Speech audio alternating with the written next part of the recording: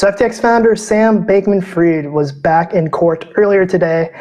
And as with everything regulatory and policy related in crypto land, we have our fabulous reporters on the job. Joining us now to discuss is one of those reporters, CoinDesk regulatory reporter Cheyenne Ligon. Hi, Cheyenne. Hey, George. How's it going? Oh, I'm hanging in there. So, SBF entered in a new plea to charges of attempted bribery and campaign finance violations. What happened? Walk me through it. Yeah, so like everything else he's been charged with, Sam pleaded not guilty today. So these charges were added last week or earlier this week so initially he was charged with 8 things. Now he's up to a 13 count indictment, but he's pleaded not guilty to everything. So today was kind of interesting because his lawyer, Mark Cohen, when he entered his not guilty plea, added something that we haven't heard before. And that was that because his client, Sam, was pleading not guilty, that didn't necessarily mean that he was acknowledging that the court had the authority to charge him with the new counts that he's been accused of. So it's really interesting because it seems like his legal team is going to try a new sort of procedural argument against the extra counts that have been added since he was extradited from the Bahamas. Gotcha. So the prosecutors are also alleging that SBF bribed at least one Chinese government official. Is that one of the new charges, or did we already know about that?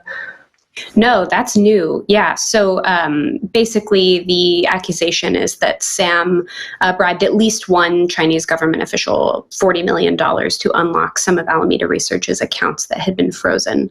And we did not know about that before. Gotcha. When is SBF, Sam Bankman-Fried, going back to court?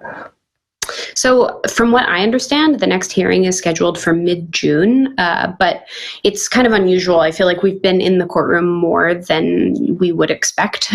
In another case, there's been a lot of back and forth, particularly on the conditions of his bail, because he kept violating those conditions. So we've been going back and forth a lot. But yeah, June is the next hearing that I'm aware of, and then his trial is currently scheduled for October. And that's going to be like a 4-week trial is what they're assuming. Gotcha. So that's when you're going to be in there documenting everything that's going on, right? Every day, yeah. Yeah. I'm going to ask a somewhat silly question, but I'm not quite sure. Does this have any bearing on the FTX proceedings? It shouldn't, right? But does it? Oh, do you mean like the bankruptcy proceedings? Yes, exactly. It shouldn't, right? I don't think it should. I mean, yeah, I don't think that it should. Gotcha. I want to bring up, because you're a busy bee, and I want to bring up something sort of related of another crypto rich guy. At least this guy still is rich, and that's Justin's son, right? Yeah. You quite literally just published an article about his excellency. But what's the news? Well, I don't know. He may not be His Excellency anymore. So there was a report from a Grenadian publication earlier this week saying that apparently Justin's son was stripped of his diplomatic status about a year ago, 9 months or so ago. So Justin's son was appointed ambassador to the World Trade Organization by Grenada in June 2022 or June 2021. And then when the new government took over last June, apparently they recalled all diplomats. And that was not public. We didn't know about that. And Justin's son has certainly not let on. His website still says that he's an ambassador. All of his social media accounts still refer to himself as His Excellency. So, we're unclear if that's sort of a courtesy title that you're allowed to use forever, but it doesn't seem like he is still a diplomat legally.